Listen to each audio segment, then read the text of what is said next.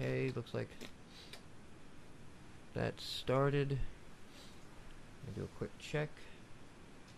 Just testing. Yeah. I've been reminding Charlie, but he is not in yet. Yeah, looks like we're on. No, that's... Yeah, looks like we're on. Yeah. I think they will both be at Nathan's tomorrow. So You get... Hun, you get logged in the chat? Yes. You're all set? Okay.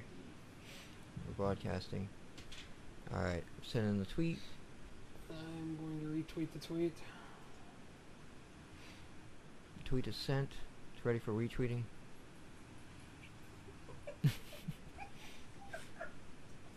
I'm not drunk enough for this.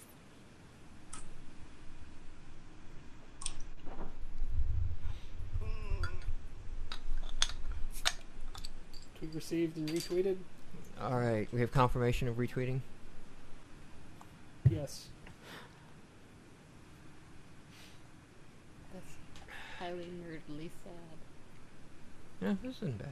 Not as bad, but still. Alright. I have a computer that I can hold in my hand. I can say Droid. things like that. Who do we got in chat? Just John so far? Yes, All right. and a NTM Studios. No, that's Mute Crimson guy. That's what I Oh.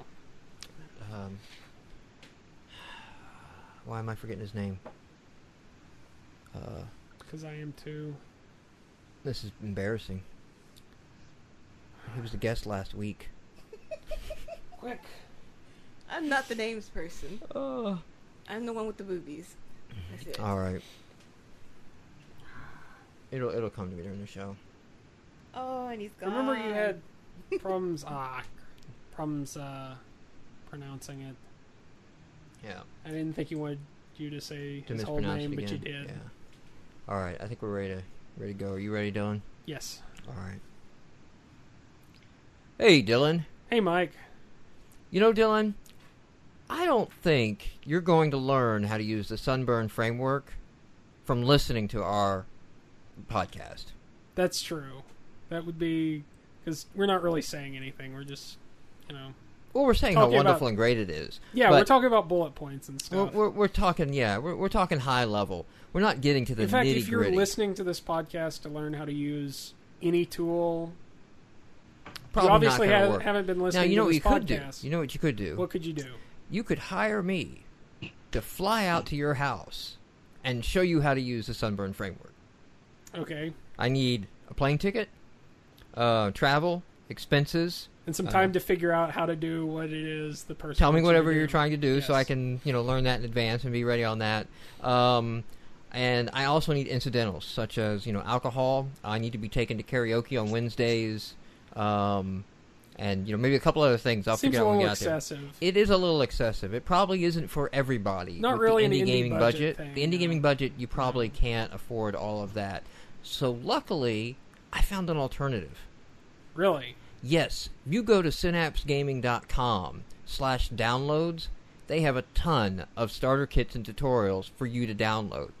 Let's say you're not into the 3D. You'd love the lighting and the effects, but you're not into the 3D. You can download the top-down 2D example. Go make your twin-stick shooter right there. Done. They'll give you the kit and get you started with that. Let's say you are still working on the tools. We talked about how important it is to have tools. When you start your game, that's the first thing you should start building is tools to help you make the game later. And you're a WinForm developer, and you'd like to make your editors using the knowledge you have from WinForms. They have an example on the site to show you how to use WinForms and get XNA and Sunburn embedded into WinForms so you can build your tools with the knowledge you already know. Have you seen the HDR photography? No, I have not. So HDR photography stands for High Dynamic Range.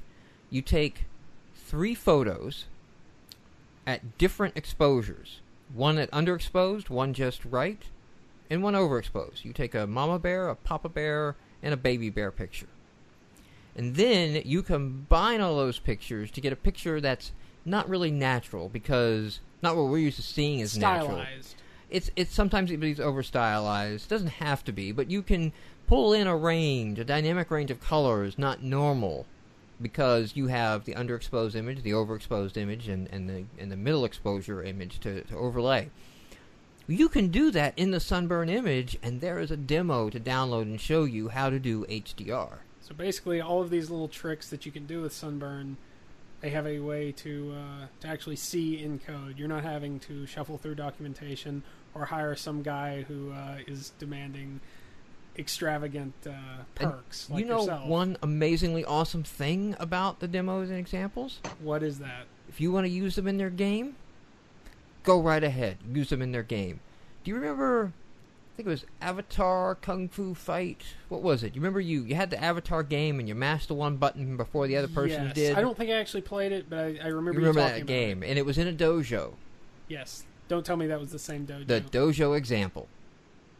Famous dojo. Which, if you Avatar, want, it looks like the Kung Fu. dojo from the Matrix, so you could take it and do something awesome and cool with it in the Matrix and, control things with your mind. Free your mind. Except you'd still be using the controller. Well, obviously. you'd be in the Sunburn engine. That's the Matrix in this. But, You're Lawrence Fishburne. This is complicated. Okay. Layers and layers. You can get it all sorted out. Within wheels. Go to synapsegaming.com/downloads and get it all sorted out. All right, everyone. Welcome to the show. This week, Cicely is here with us, of course, working the chat. Hola. Dylan is here, of course. You just heard him. Hi. And we have a special guest this week, Sheldon Pacotti. Hello, Sheldon. Hello.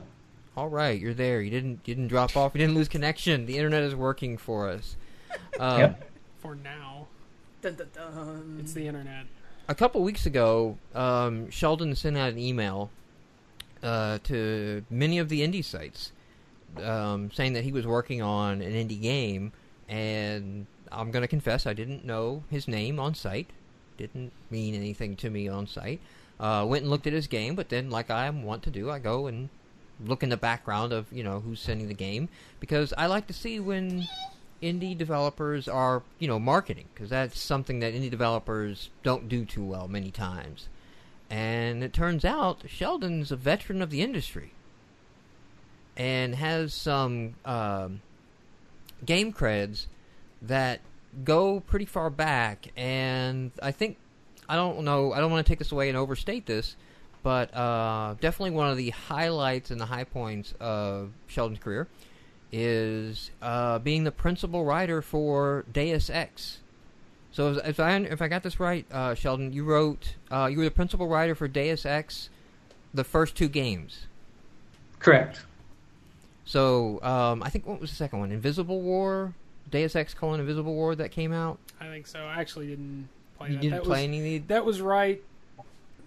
Like, I think those were a little too high spec for my computer that I had at that time. So if heard a lot of people talking about them. But if I remember right, was Deus Ex Ion Studios at the time? Yeah, it was created by Ion Storm. Ion Storm. So if you remember, and if I remember, if I get my history right, these were the guys in Austin, and then there were guys in Dallas, or maybe I have it backwards. That's right. Yeah, we were the guys in Austin. We were kind the of guys the in Dallas were small- working on Darktania. Right, Daikatana. Okay. Which was heavily hyped, and it did not release to great sales and great reviews. no. It was a lot of hype, and then when you get to a point where you overhype, I don't even know if it's possible to deliver on the overhype.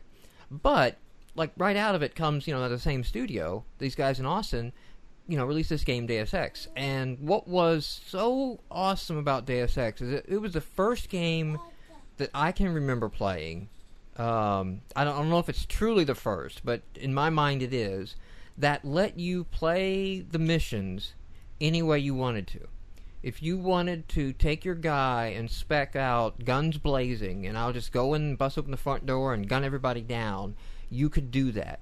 If you wanted to be the guy that's going to crawl up around in air vents and peek out a corner and snipe one or two people off and cause commotion and get them out and alone, you could do that. and it literally through every step of the game allowed you to take multiple approaches to any one situation. And I know I had never played any game like it before that allowed that much freedom. Now, Sheldon is the writer, and I'm not just saying this because he was on here, but the writing was excellent.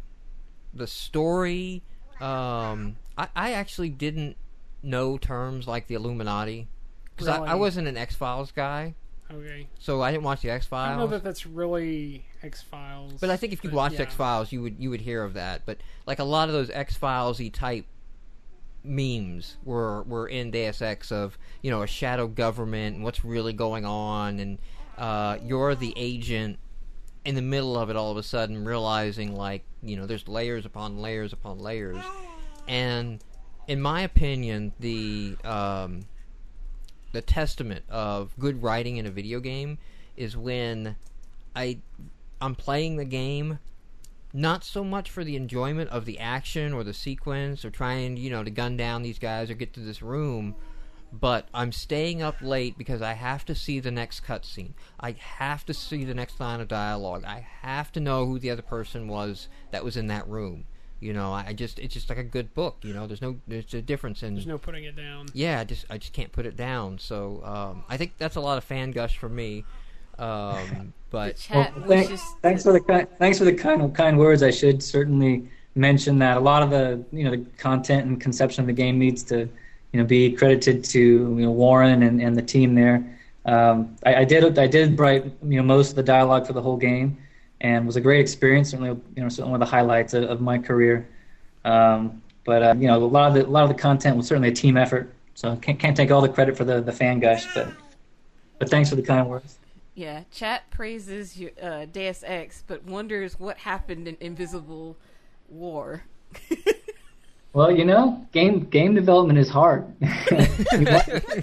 you wonder how when you go see a movie, big summer blockbuster, like Armageddon or something like that, and it's just tons of money thrown at it, big special effects, and the movie seems like it has a good story. It seems to make sense. It's an adventure. There's good guys and bad guys, and somehow you're sitting there and it just doesn't click. You feel like, wow, how did this $100 million go down the drain? Do you think? Do you think being at Ion then and kind of being in the shadow of the other team for the first game, you guys were, you weren't being scrutinized by the press, you didn't have any expectations of your team, that made Deus Ex an easier game to develop than Invisible War when everybody was like, oh, they're going to give us the sequel to this awesome game? Yeah, I think, part of it was that the first game was so successful and it did so well and was so well received that, there was a feeling in the studio that, we could take a lot of risks in the next one as well. We've kind of broken some new ground with the first one, and so there was still really just a giddiness of experimentation. And, I think the next game drifted a bit from the core of where the first one was. So, number one, it surprised people. And number two, there were quite a few risks that were taken, and not all of them, maybe succeeded as well as they could have. And one, since I'm the writer, I'll give my take on the story for it. In the first game, you start out and you meet, at the very first moment, you get off the dock and you meet your brother, and you're showing up for your first day of work, and he's already, giving you some instructions that don't quite jive with your employers and whatnot. So you're kind of thrust into the story right away, where you've got a family, you've got an employer, you've got coworkers, a boss, all this stuff. You're kind of wrapped up in this, social mesh. And the next game, it was, there was some feeling among the team at least that it was a little odd to be, told that you have a brother, and like, here's your brother, you need to love your brother or whatever. So the decision was made to really strip back the scripted story and try to make a game that was fully created by the player, where the player created his own identity. He could be male or female. You could imagine whatever your backstory would be. And we even destroyed Chicago, which was your hometown, partly to erase your backstory. And as a writer, for me, it was a big struggle to create a real,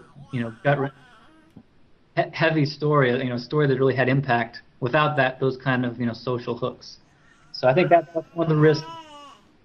Didn't quite pan out as well as it could have, and I don't know. That's my high level of it. I don't take your whole show with that. But So let me ask you, as a writer, since that's most of your experience, I imagine. Well, let me ask you that. What is so? I mean, Deus Ex is 2000. So have you stayed a writer? Are you still a writer? Are you code guy now? yeah, my resume is pretty confused. Actually, usually when I go, looking for the next job, I have 2 or 3 resumes that I send around. Going back to college, I was kind of splitting my mind into 2 things. I was doing math and working in a computer lab, but also got an English degree. And that's kind of carried through my professional life. And my first game job was actually as a programmer, a lead programmer on a little CD-ROM game called Wishbone and the Amazing Odyssey. And at that same studio, I got to do some writing. I got to write for a title that didn't come out. And since then, I've just kind of done both. I did for about a decade after Deus Ex. I was doing mostly writing. I wrote for the America's Army game at secret level, and I was actually officially a designer there. So I was doing some design. I was a lead designer on a title briefly that didn't quite come out, and so I've done a variety of different things, mostly in design and writing in the game business. But I've also done software development, to pay the bills, especially in the early to mid '90s. And wanted to come back and enjoy the fruits of the App Store revolution. So I wanted to put out a title of my own somehow. So I've done some coding in order to accomplish that. Okay, so all right, I'll go ahead and then go and ask some writer questions in. But as a writer, when you're doing game dialogue, right, and you're writing, is there anything that do you see that? What differences, I guess, do you see between game dialogue and, say, like movie dialogue? Like, is there something you need to do? Do you have to, generally keep it shorter, or? Like, well, go ahead. Yeah, it's changed over the years. When I was writing for Deus Ex, we didn't have a lot of visual candy during the cutscenes. And we didn't typically even really do full-on animated cutscenes, and so at that time, the dialogue really had to carry a lot, sort of an expositional role. You had to push a lot of information to the dialogue that might not necessarily need to be there in a film, or in some of the more recent games, which really can animate characters, show facial expressions, and have characters, perform a gesture or something. So that's one thing I think traditionally game writing has had to do. Explain the rules of the game. When Paul meets you on the dock, he gives you 3 weapons and then has to tell you what the benefits of each weapon is. So and that's still true in many games where you really have you write your dramatic scene. You've introduced characters and a conflict, but then you've got to also spend 5 to 6 lines of dialogue explaining some kind of game system or choice the player has to make. So that's one of the big challenges of game writing in my mind, is that expository requirement. And my high level for game writing is, in terms of the interactivity of it and the branching of it, is that you have to, I think, just write one conversation first, just like any writer would do in any medium. Just pick a state. So and so's alive. So and so did X or Y. The players accomplished this goal, and just write one version of a scene and get it down, and then go back and see, well, do you pull pieces of it off to do a different intro line based on a game state, or do you write a separate thread for a certain game state and start building out that way? And I think that that's kind of a very simplistic way to talk about it, I guess, but that's the other challenge of game writing, is trying to handle state, and that's kind of how I go about doing it. Do you work at all with any voice talent? I do. For my recent indie project, we brought in some voice actors for that, and when I was working on the Deus Ex games and the America's Army game, we always had voice talent for that. So and sometimes I've directed the voice talent, other times I've been the extra voice in the room. So I have some experience with that.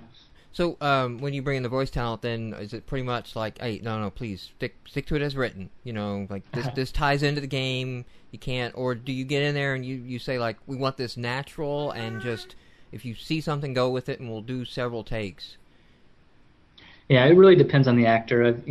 Working on games with like 50 different actors, there have been times when we've had sort of the B-list, local actors that oftentimes, I've been surprised, but will not understand the line, will not understand the flow of the conversation, and where, you know, a more seasoned actor can just read the line, understand what it means, and know where to put the emphasis and whatnot. So if you have a less experienced actor, I find that, you know, you sit there and you start making these like really inane directorial comments like, you know, punch this word and emphasize that, and could you, you know, emphasize this, you know, and inflect on this syllable or something. So, you know, that happens a fair amount in recording games, but occasionally you get a really talented actor, and I think I remember his name. His name Bill Weiss, an actor in Austin who's just an incredible voice actor, a great improv comedian. I don't think he actually does stand-up, but you can just put a mic in front of him, and he's just funny to listen to.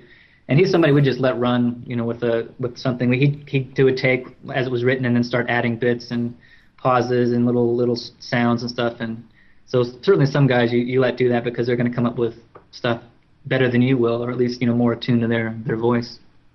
So, I mean, the reasons that I'm asking these questions like this is one of our game projects that we have going on. Well, okay, our game project. We don't have multiple. We have multiple it's really ideas. In planning stages right now. We have multiple ideas, but we have one that we're following on. Is doing it's basically a Mech Warrior game, but I'm working on a lot of script and story to tie together the missions instead of just, you know, just go in and play mission 1, play mission 2, play mission 3. You know, it's like, well, the games I enjoy all have, you know, story between them. So there are a number of voice talent actors, actresses, actually quite open to working in indie games. You know, there's a big scene with Flash games and Flash animation, where there's a lot of voice talent behind these Flash animations that some of them, they sound really great. You go listen to their voices and they sound really great on their work. And some of them are just asking for credits in an indie game. You know, they're trying to build their resume the same as you. So for an indie developer, it's surprisingly easy for an indie developer who looks around to reach his voice talent. And it's like, if that's there, if I've realized how easy it is for me to get voice talent, you know, it's not that expensive. And, you know, granted, I'm probably not going to get the same level of voice actors that would come in for a main studio project, but they're probably local actors if you've got any sort of to get in and come on that. But in your area, it's on me now to write them good dialogue and to learn how to coach them. And it's like, I have no experience at all. But, you know, like, the success is going to depend on that. So that's kind of why I'm asking some of those questions of, you know, how to approach that.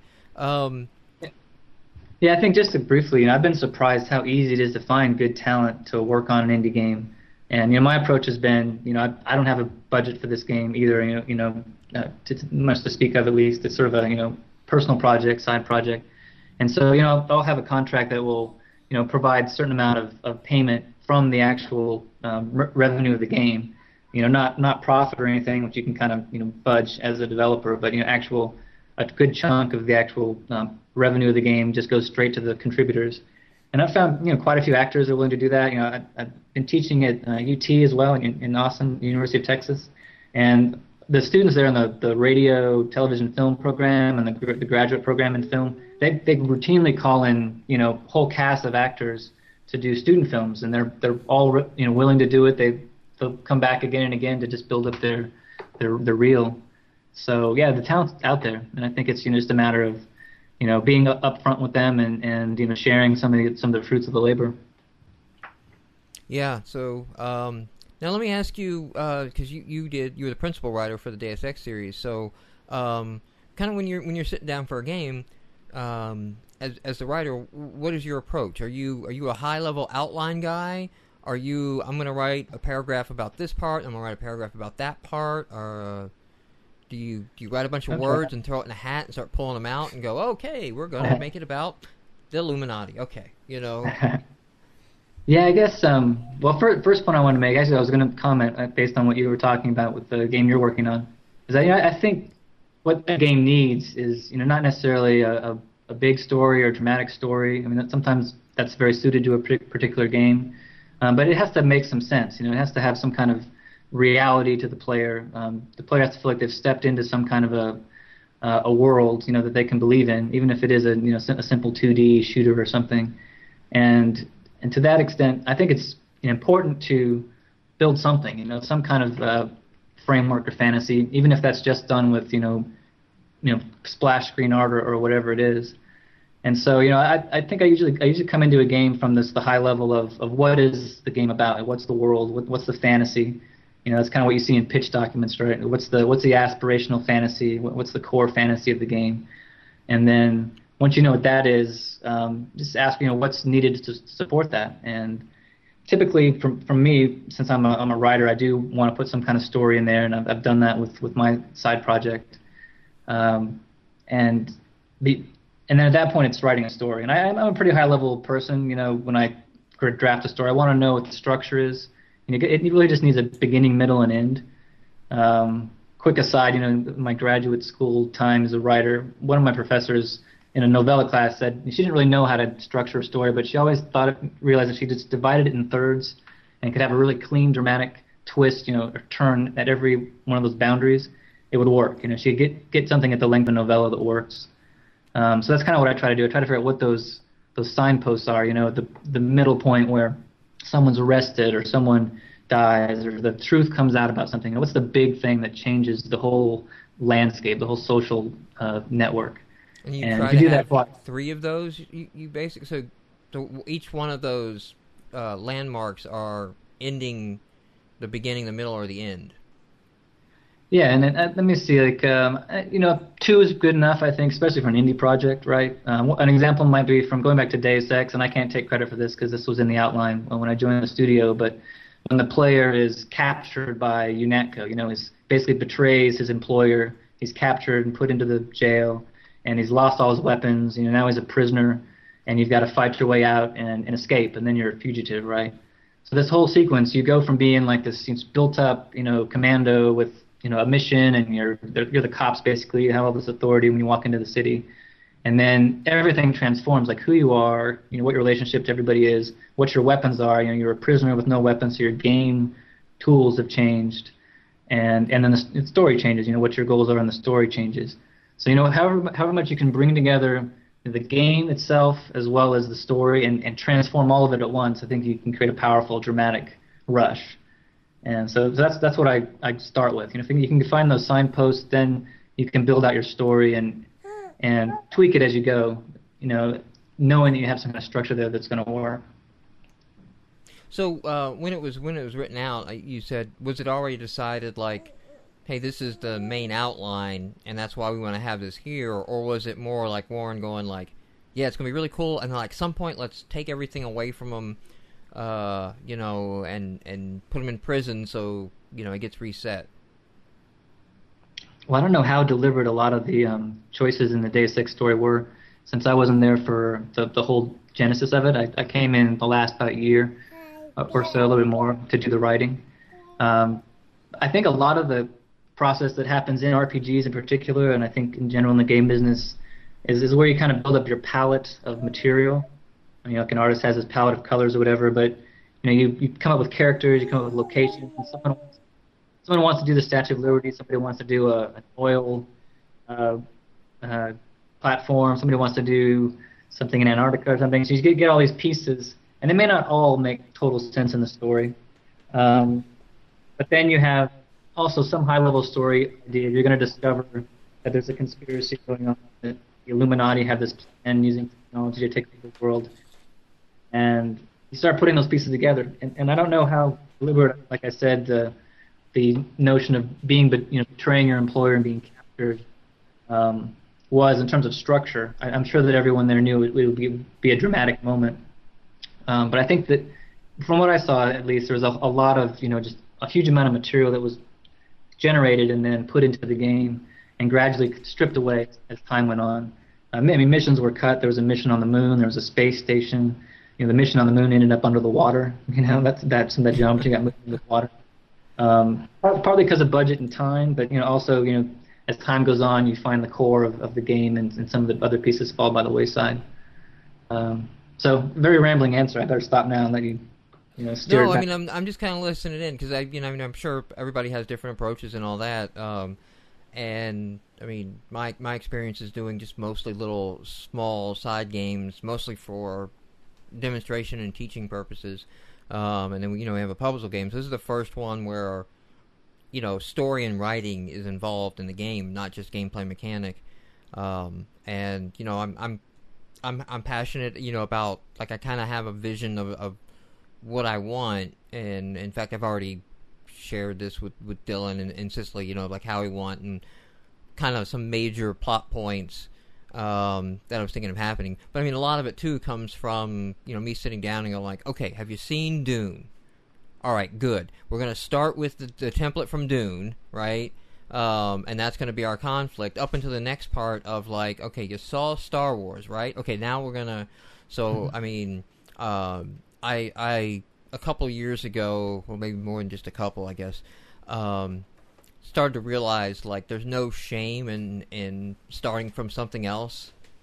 You just have to take enough stuff and mix it together so that you're like, remashing and mixing it, and that's how you're creating something new. Star Wars, for example, is patterned off of a lot of other different styles of movies. So. But I mean, I used to have this hang-up that I see a lot of people starting their game have a hang-up of, I have to be original. I have to do everything new and be original, or I'm not being, true or proper. Well, they're and it's like when you look at all the main professionals, they love to tell you the inspirations for all the scenes, It's like, I love Seven Samurai, that's why you see this, and, You kind of have to step back. You have to have enough self-awareness to realize when you're ripping off and when you're actually using, and it's I mean, there's a difference between making a photocopy of balance. Something, but, I mean, when you sit down and you say, Dune, for example, the main plot point, you're thrust right in the beginning of the movie Dune. Because the family locates to a new planet, and then a trap is sprung upon them, and only the son survives. The son and the mother survive, and they're out in the wasteland now. So they immediately go from being a favored royal family to living with the Na'vi of Dune. Basically, it lines right up with Avatar. If you've seen Avatar, then that's kind of a with forests instead of deserts. I call it the white man fantasy story, but I heard sorry about the colonialism story is kind of the better, nicer way to sorry say about that. The colonialism. Let us help you. Yeah, exactly. Sorry about conquering your people and taking your resources, but let me help you. Fight back. One little fight here. Because apparently, I have like the people who. babe. Yeah, I was gonna say because apparently the people who conquered you are the only one who can save you. It's not really any better. Sheldon, you also worked on, you mentioned this when you were talking, America's Army. And I don't remember too much, I apologize. I don't remember too much of a story in this game. I think I played the same one. There might have been multiple, there were multiple, I think, games put out by the U.S. Army when they did this. I think so. I think there was an Xbox game later on. So there might have been something later on, but I mean there was versions. So for anybody that doesn't remember, mid 2000. I mean this is post 9/11. They decided to put out. The Army announced like they were going to hire a game studio. I don't remember. I thought it was started earlier than 9/11. Yeah. No, I don't remember it. I remember it coming out after that. I want to say I was in college about the time it came out, so that would be like 99 to. I know the games because I think the game shipped in 2004, 2005, but they came out a few years after, obviously, the time for development. So anyway, the American Army was going to use games as recruiting. And I remember going in and having the sergeant yell at me so that, I could shoot the gun. Now, being ex-Air Force, I was like, yeah, that's kind of what it is. Thanks. I'm not really going to play a whole lot of this. But, Sheldon, so what did you do on America's Army? Okay, so you're right. I'm sorry to not jump in and try to put everything in perspective, but there were several versions, and the one I worked on was the Xbox game, and that was a specific console action game based on some of the online levels that were built, for the purely online free game. And so we worked with a team of Army folks, mostly Special Forces guys who were our subject matter experts. And the idea was really to try to present the experience of the Army, in in the way that the Army views it. And that's maybe not even the right way to put it. Talking to these soldiers, they really wanted to convey, what it's like to go on the missions they went on. What they did during the missions, what the real tactics were. We had one battle among the design team about exploding barrels, for instance. Everybody on the team wanted exploding barrels, but it's a first-person shooter. Of course, you want that. I know. Can you imagine one without it? But the soldiers basically said you can't blow something up with a bullet. You can blast away at a tank of fuel or a jet or a car or whatever, and it's not going to explode.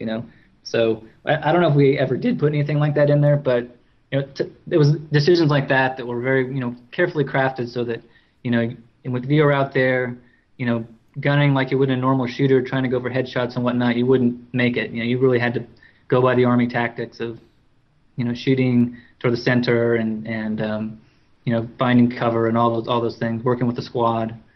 So it's very interesting. It's interesting as a writer on that project because you're trying to write soldiers, you're trying to write. You always do this in games. You write the hero character, whatever genre it may be, and you don't really know if you haven't been out there and done that particular job. You're guessing, or you're kind of basing your stuff on movies and that kind of thing. And so we'd have. I remember sitting around the kitchen when some of the soldiers came out to visit, and they actually read our script aloud, line by line, and of course chuckled everywhere we made a misstep, And one of those places was, starting a mission, and in most games you start out and the sergeant says, "Okay, soldier, you got to get up to that hill and get by that tree, and then go over there and open the door," and gives you a whole bunch of stuff. And we had some dialogue kind of like that, and they were just laughing and saying, "No." They would have gone over all this back at base. They'd all know what they're going to do, and they'd say Alpha up, Bravo up, and then they'd move out. Right? It'd be totally straightforward and simple.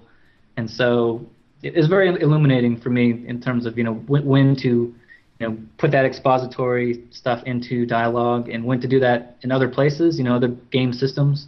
We came up with a mission screen for that reason, to kind of give you that briefing before you started having dialogue thrown at you.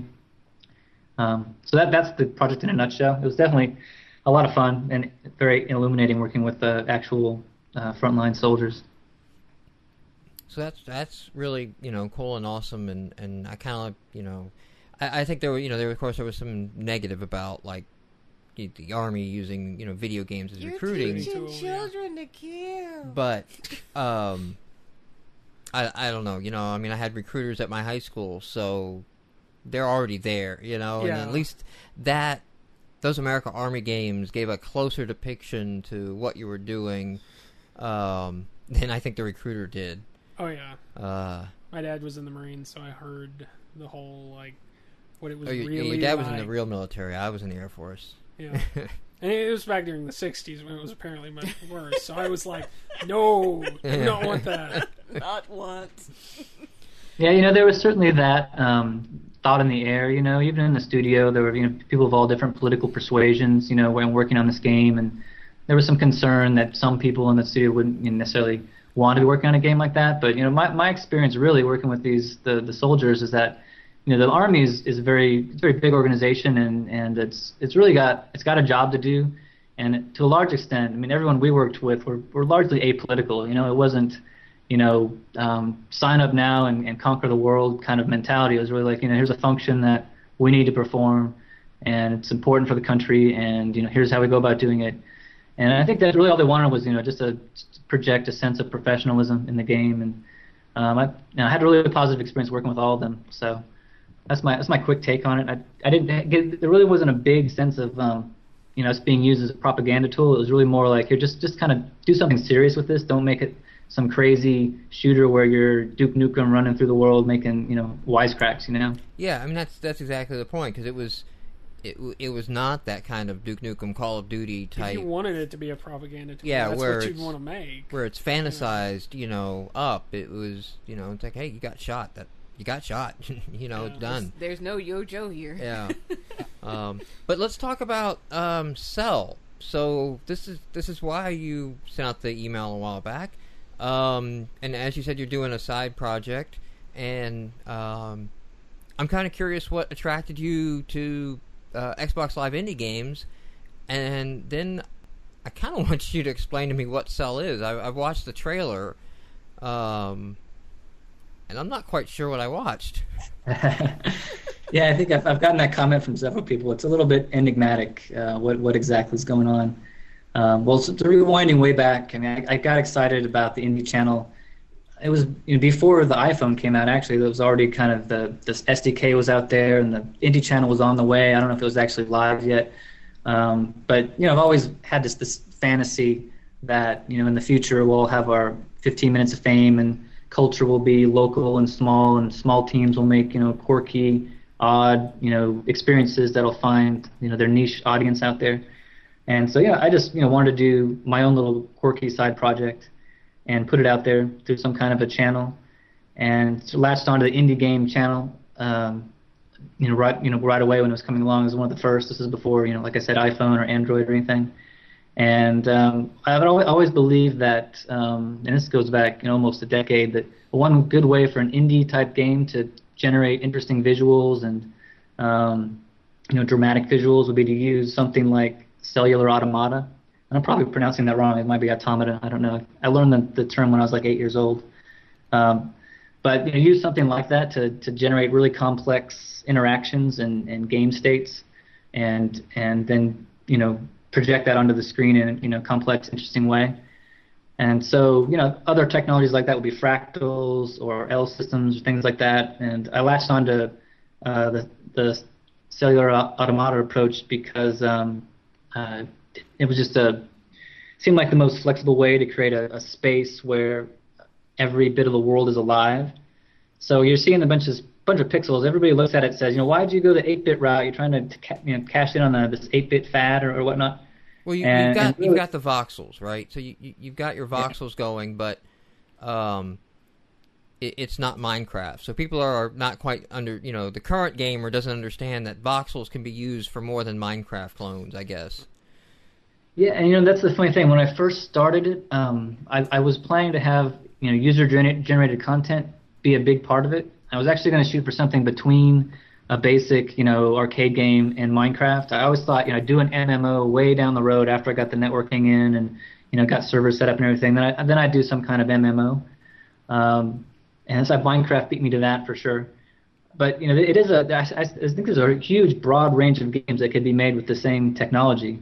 Because it allows you to simulate all different types of interactions. And you see on Minecraft, you have fire and whatnot. You can do fluids, and like in Cell, you have cancers or infections that sprout out, and antibodies percolate through diffusion through membranes and things like that. So there's a lot of type of interactions you can do that in that space that you can't do as easily with traditional game systems. So my idea of going after doing a game in that space was just to try something new. I think it's a whole unexplored area where instead of using all the horsepower on a machine to make a character look totally real, when really all it is a collision cylinder or a couple collision cylinders where you can shoot in different places, but really take that power to make something that really is complex at the granular level. So I can go on, but maybe I'll let you. Okay, so are you open to? Are you ready to talk about what the gameplay is yet, or is that still something you're holding back? And no, it's the trailer pretty much shows what happens. I can give kind of a brief summary.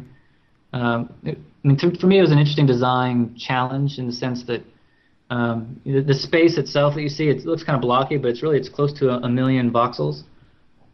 And on the Xbox, it'll be a slightly less resolution. It'll be about 500,000, and the resolution will be close to what you're seeing, but it'll be a little bit fewer boxes. But so there's this very low-level interaction where you're shooting this gross with your weapon, and it eats it away. It deploys some kind of acid, and it eats it away, and you've got to shoot it in the right pattern so you can detach it from a membrane to save the membrane. Other interactions you have is to draw pathways through the world to route antibodies to the membranes. You're drawing basically Bucky fiber pathways. The conceit is that you're a nanotech entity of some kind of nanobot. And then you can diffuse these antibodies through the membrane by shooting. There's another tool you can use to just kind of blast a different type of enemy, the germs basically.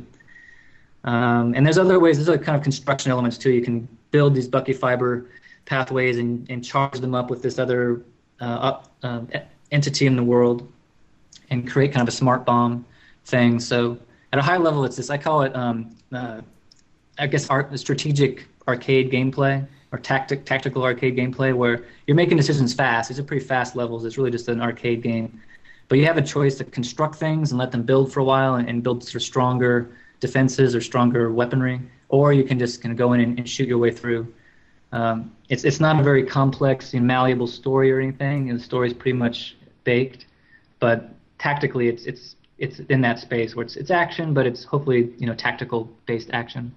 But now you did say there's story, and from the trailer you can see some very clean cutscenes and drama building and going in. So you may be playing this arcade game, but that doesn't mean Sheldon has left his roots and isn't doing story. It looks like you have a pretty good story going on in this as well, which I kind of guess that happens to that kind of, I guess that kind of like you see this one arcadey thing, and then you see this cutscene dialogue guy, sweating over something, and you're like, am I watching the same game? Is this a mashup? Yeah, I have to say that there's a huge storytelling challenge with this, in that you are at the nanoscale. I mean, you're in this body, right? It's a sort of an incredible voyage kind of thing, but at least somewhat realistic in the sense that we're not shrinking people down and putting them inside the body. We're they're injecting these nanobots. So you actually are the nanobot, and you're fighting your way through, and you actually experience growth as the nanobot character. I don't want to reveal the deep secrets of the plot necessarily, but you're experiencing some storyline on that level. But that's all framed around this notion of a patient who's very sick, and doctors that are struggling to understand what's going on with her. And then there's another layer of I wouldn't call it I guess maybe sort of a mystery type of story outside that kind of gets sets up some elements that would be carried on if I were to do a second title. I kind of see this story as something that could be built up across 3 titles, and then would be sort of a world and a cast of characters that could be taken and built into something else. But there was a challenge in bringing those 2 worlds together. So we've tried to use audio to do that. You kind of hear some kind of patient moans while you're inside the body fighting. We've kept the music synced throughout the entire experience. Never changing the tempo or beat. Just kind of some shenanigans in Exact that lets us do that, so that you kind of, in a theory, not ever break the player's sense of space or place. And I don't know, a few other tricks we used. So there's been a challenge in terms of storytelling, in terms of just the audiovisual experience to kind of make it cohesive. I think, to back up, if we could have done something like the Ender's Game, where we pretended that you were controlling a swarm of nanobots and we were just representing one of them with the game, that might have been a more logical conceit. But I kind of like the radical dichotomy of experiencing the story as in this micro scale, and then just have it evolving around you at the upper scale at the same time. So to switch up a little bit, a couple years ago I went to Microsoft's Game Fest, and I got to hang out with actual game developers, and go to sessions on assembly language programming for the GPU and the Xbox and things like that. And I kind of got to hear what they thought of XNA. As a guy who's been around a while and used some of the heavier tools, coming to XNA, what's been your overall impression? What are your pluses and minuses on XNA? Well, I'm a big believer that high-level languages are the future. There was a blog entry I read from a Microsoft developer that you might say there might be some of the corporate message built into it, but the line that I really believed in was, it said developers shouldn't have to think about how to make things fast. They should really just think about what their intention is. I want to iterate over this array and do all these different things, and it should be up to the compiler to figure out how to make it fast. And I totally believe that. I think XNA is a good step in that direction. When I started doing this, I didn't really want to go and be a super low-level coder again. There are definitely other ways I could draw voxels if I'd wanted to. If I wanted to go purely PC, I could have done something really low level, or use compute shaders or something like that, and geometry shaders. But I wanted a tool that was comfortable, and an environment that was comfortable to work in, and C# and XNA pretty much deliver that. I think there are a few things about the Xbox that break that fantasy of just having to be able to express your intention in code and let the compiler do all the smarts. Yeah, it is. It is a memory managed framework, but that doesn't mean you get off the hook worrying about memory allocation. And it's kind of weird, and it kind of bites a lot of people, but you kind of have to almost know what's going on under the XNA hood sometimes to understand where your performance went. Yeah. Yeah, and I think, and that's kind of the best example, I think, of where the fantasy breaks down a bit with the current generation of XNA. Is that on the PC I was being really dumb, and my first versions of this engine were just not smart in terms of game development. I was using a list, to store each cell and just building out that list, every frame, and building and destroying objects on the heap every frame, like tens of thousands of them, and couldn't see any performance issues on the PC side. But of course on the Xbox with the discrete garbage collection, you see these big pauses, right? So ultimately, you end up having to learn a lot about what the underlying code is doing. I had to learn how arrays were, iterations over arrays were compiled down to find out how to turn off the bounds checking and whatnot by the way I structured my arrays and my loops. So there's a lot of stuff that I had to learn, which I would hope I wouldn't have to learn. I'd like to believe that I could have remained a little more ignorant, a little bit more of a dumb programmer. Well, I will let you know that on the PC side, that the .NET and such on the PC side, there are cases where it actually takes a few more liberal assumptions and will take your list that you're creating and destroying every frame and realize, oh, I'm just going to keep that around for him because, he's creating a lot of garbage and I can see he's just reusing the same object. So I think there is hope, like some of that's going to make it to the Xbox. But of course, that's... What is the Xbox running? It's running like a version of the Compact framework from like 2005, 2006. It's an older piece of hardware, so... Yeah. So it doesn't have those optimizations, but... Comparatively speaking, anyway. Yeah, so some of that stuff... And what gets you on that, or at least what's gotten me a couple times on that, is I've gone and I've tested things and I've benchmarked them on the PC, and it's looked totally fine, and then when I go to the Xbox, it's not... And it come out between, I was doing something to cause memory allocation, but the, .NET engine on the PC was more intelligent to jump up and go, oh, I'm going to fix this mistake for him automatically. And, I personally, I love XNA and C#. I use them for my day job.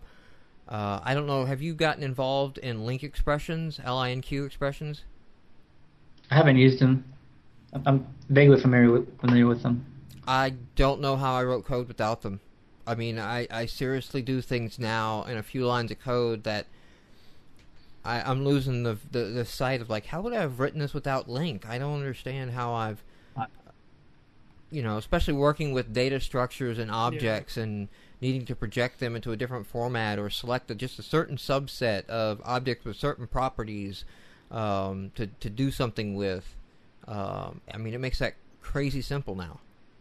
Yeah, I think, these systems have to get high level somehow. And I always kind of look at garbage collection in particular and systems like that as peril-sensitive sunglasses.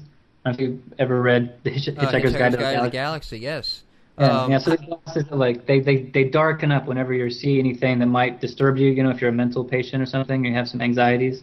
And all they end up doing is making you more anxious and more afraid because everything goes dark and you know that you're about to be shot or something. And so I think that's kind of how garbage collection these days works. And then systems like that where you're at a high level, but then it doesn't work the way you want, and you got to go down a lower level and a lower level, and you get really paranoid that your code's not going to work at all because the system's just not going to work. And at some point, that layer will become more opaque, and we won't have to look quite so low, and maybe the peril-sensitive glasses will work. Yeah, it was funny that I was hanging out in the XNA IRC, and was telling James Johnson, also known as Mad Ninja Skills, who's working on Xbox Live Indie Games Database, XBLIGDB.com, where you can upload your sales. And you can upload your sales chart, and our game Incoblocks is up there. And I said, you know what I really want, because you can compare your game to another game, but what I really want is my game expressed in terms of another game. Like as a percentage? Or Yeah. So kind of like, Incoblocks sold, to make yourself sad? 1 point, 0 point times. Well, yeah, so he was in the chat, and he came back and let us know that, we sold 0.00 whatever, of Fortress Craft. And I let him know, like, you should have given me a chance to put on my peril-sensitive sunglasses before you gave me that stat. It's never going to be Which, that by high. the way, Fortress Craft, when I was looking at their sales, they're almost cracked to 600,000.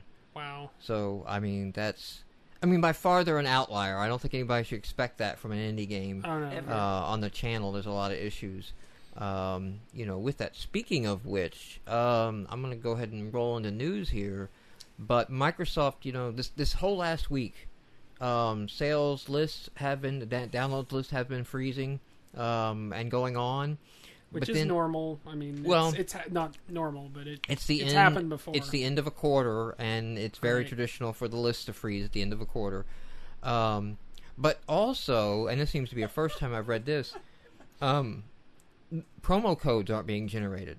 So normally when you submit your indie game, you get 50 promo codes to hand out to whoever that they can just punch the code in and get a free copy of the game. Not that paying $1 is a big deal, but those haven't been generated at all either. And finally, after a week, we did get a Microsoft rep post in the forums that they were aware and looking into the thing. So hopefully that will get sorted out. Is Stegs in chat? Yes. Yeah, Stegs. Was there a comment about that? Parachute. He released Parachute right into a list freeze and no promo codes. So I think you should watch for Stegs and watch when Stegs releases his games and avoid that week. Oh, that's mean. Wow. Harsh. I need more wine. Some props I saw on Extra Guy. That Zana games, the Bullet Hell Guy games that I personally don't like, but a lot of people do. It looks like they sealed up their Xbox Live Arcade deal. Extra Guy was reporting that they should be coming to XBLA and Steam with Duality ZF, which I think is the Bullet Hell shooter they've had in development for quite a while on talk, but never released it, and they released it in the other ones on there. I watched a video of this one, and this one is more of your sides top-down scrolling shooter, Bullet Hell, and we played one like this that had the weird RPG dialogue. I can't remember the name, but it was like, don't look at the ship you're shooting. Look at your ship and dodge bullets. That's how you're going to probably have to play, to avoid everything. That's what this looks like. So if you're into that level of pain, looks like you're going to get some, XBLA goodness and achievements to go with it, and leaderboards. In a game like that, that's one of the things that, Zana games, we want leaderboards online for that. Online leaderboards was big. We want online leaderboards. So props to those guys. It's good to see people using XBLIG as a stepping stone. Yeah, revenue aside, you don't make much revenue. Most games will not make much revenue, and even the ones that do good, cracking 10,000 is, in total sales, is still remarkable and noteworthy. Even though there's a couple runaway breakaway hits, that's not the average case. Yeah, by any means.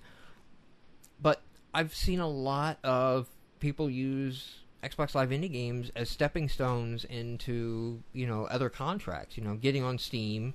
It's rarer to see go to Xbox Live Arcade just because, XBLA is such a tight, it's a popular destination right now, and they limit the number of games that can go out, so they can feature them once a week. You've already got that game on indie games, so, Well, I don't think I ever know of a case of an indie game getting moved up, promoted up. I think The only cases are guys that have released successful indie games to put another game on Exactly. XBLA. So I think if you do think you're going that route, I don't think it helps you to release that game.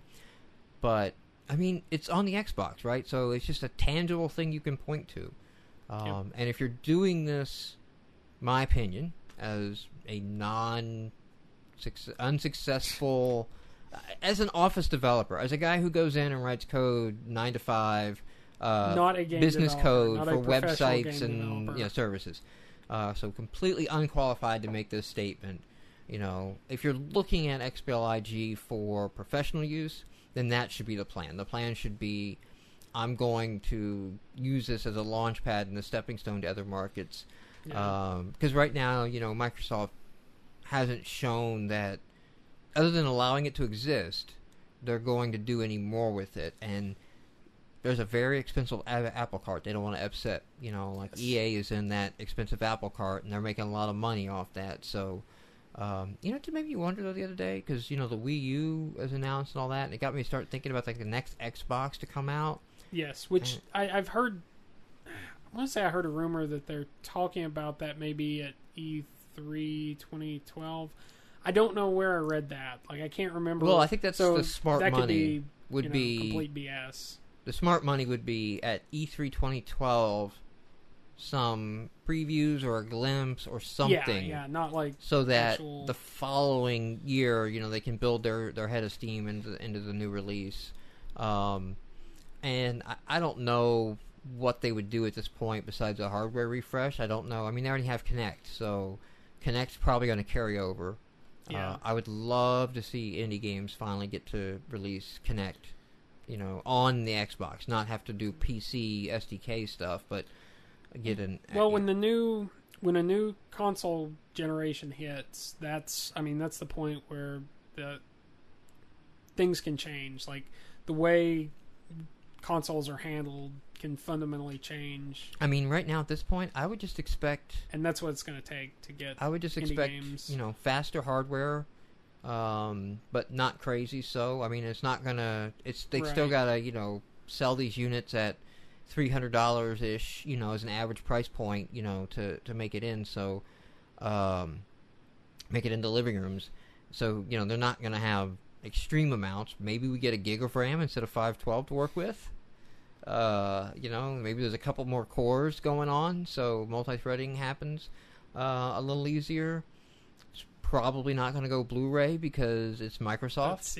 I can imagine coming with larger storage built in by default. I could see that nobody gets an Xbox 720 or whatever without 250 gigs minimum hard drive storage, because they're going to ramp up their digital. I mean, everything is going digital, so... It was kind of in the middle of this console cycle that things did move to digital. Things really shifted in this last cycle to where, digital is huge, and, I mean, major titles now. You can go buy full games, and download them, digitally, so... Again, that's one of those fundamental changes. Speaking of, Awesome Digital, I downloaded the American McGee's Alice on there. Of course, I was shocked. I downloaded it, and it's like 800 megs, and I was like, wow, that's not much of a game by these standards, 800 megs. And I finally finished that game. I played that game through. It's just as frustrating as it was the original time. I did not misremember that at all. You play Alice for the scenery and the story. You do not play it for the gameplay. And I'm playing now Madness Returns. Now that I've dusted off the old one, I'm going to the Madness Returns. And it's Alice. It's straight up, this is Alice. Same thing. Which is interesting because in the credits, there's a different design director and all there. So I think, American McGee's, of course, his name's on it. Right. Which, he's the level design guy from ID Software. And that shows in, what Alice was in the game that he's done. But it looks like he's taken a lot less role in it. But the guys that picked it up, they knew what made this game popular. So they didn't come back and try to, like Fallout. Took the idea of the world of Fallout and made a new game with it versus what it was on the PC. these guys, it's straight up another Alice game. There's a little more emphasis on combat than in the first one. Like you're doing some timing moves, and you have to wait till the enemy gets a moment that you can strike. And honestly, I'd rather just do without. It makes that section frustrating sometimes, especially when you have multiple enemies. Well, if you're there for the style and the story, you don't necessarily want to. But then again, in the original Alice, it was totally frustrating fighting some of the enemies. So they've captured what the original was. What they have done, though, on American McGee's Alice, like I would say to anybody developing that's just kind of curious, like, what is the Xbox capable of? What is this hardware from 2006 capable of? Take a look at American McGee's, Madness Returns. Because, the set design and what's going on, and the aesthetics, and it's colorful. And they mentioned this on the Bombcast. The hair tech. Alice's hair is beyond any hair of any game. Like, it's Final Fantasy type hair? It's beyond Final Fantasy type hair. Like, it's really down to individual strands. And it's not where they were going, not where they went. Yeah, it's not like individual strands kind of at the end, and then like maybe there's like a crazy one strand that catches the wind, and the rest of it stays flat. Like Final Fantasy type hair is not a good I example. spun Alice around a few times just to watch her hair. Okay, that's how good the hair tech is in Madness Returns. Oh, and still just as dark and disturbed and fucked up as the original Alice too. So. All of that's there. The girls come downstairs. They're like, "Daddy's playing Alice again," and the oldest one was like, "They messed up my favorite character." Yeah, you don't want your kids watching. That'll kill Disney. The premise, the main thrust of American McGee's Alice is it takes place after the books, and Alice's parents die in a fire, and she's the only survivor, and basically has survivor's guilt. And because she has survivor's guilt, kind of goes into like dementia and things like that. But Wonderland exists kind of in her head. It's kind of attached to her too. So she corrupts Wonderland with her guilt. Wow, that's messed So the up. Mad Hatter is telling you things like, you killed your family. You're the reason they died. You were selfish in life. So yeah, you don't want kids that watch Disney Alice watching this. She loved the Cheshire Cat, and she's like, what? They do to the cat. Big news this week. I don't know if some people you may not realize the importance of this on the surface, but the Supreme Court struck down the California law on selling video games to minors. And let me nutshell this to frame it. Because I have not kept up with it. Okay, well let me explain like kind of the crucial issue here is. Games are rated by the ESRB, okay? And retailers Walmart voluntarily honors the ESRB, and if it's mature, Alice... You get carded. You get carded, you're not of age, we don't sell it to you. This is the exact same system for R-rated movies. There is no law enforcing R-rated movies. It's complete self-policing. And, the Supreme Court has upheld in other cases with movies and such. If the industry is policing itself on these matters, then... freedom of speech trumps, and there's no law passed, and they held that up. Now, what the game industry, what the danger was for violent video games was one that no other media has this violence criteria. Okay, you can get an R rating, but you don't have any laws if a minor gets that. Okay. But if the law passed, it's kind of like the porn law for movies. So it is illegal to sell porn to minors. That is a law. And of course, there's always the rough determination of what is porn and what is not.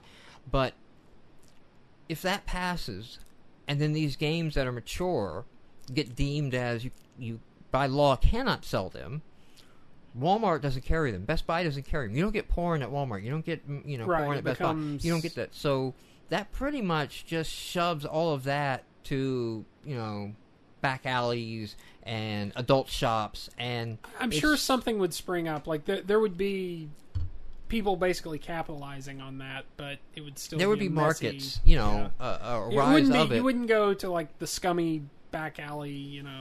But you're probably not going to get a Grand Theft Auto 5 now. Right.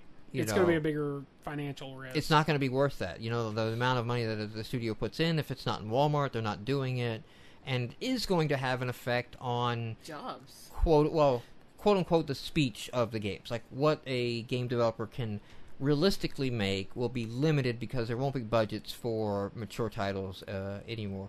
You know, whether or not you think, you know, kids need to be playing these or not, that's a different question. It's the rating tells was you... Was it specifically on violence, or would it be like on language or something like that?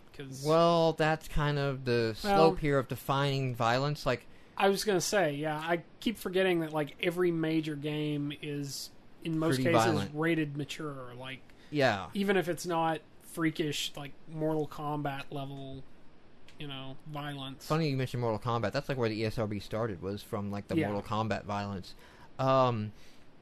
So it's good that the Supreme Court, you know, upheld it. Now, some of the reasons that they cited back and they cited aren't like, oh, you know, we support the First Amendment and this is the way things should be and the industry's self-regulating, so you don't need to do it.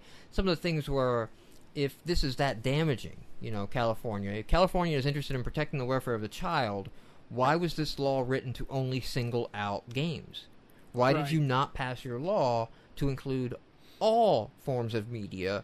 So that violent movies also become equivalent to porn. Movies, what violent passes? Music. Yeah. What passes in a violent movie versus what passes in a violent game? Movies are far worse than the games are right now. Just because the game tech hasn't quite caught up there. I think when the game tech caught up there, you'll get your Human Centipede game. Don't worry.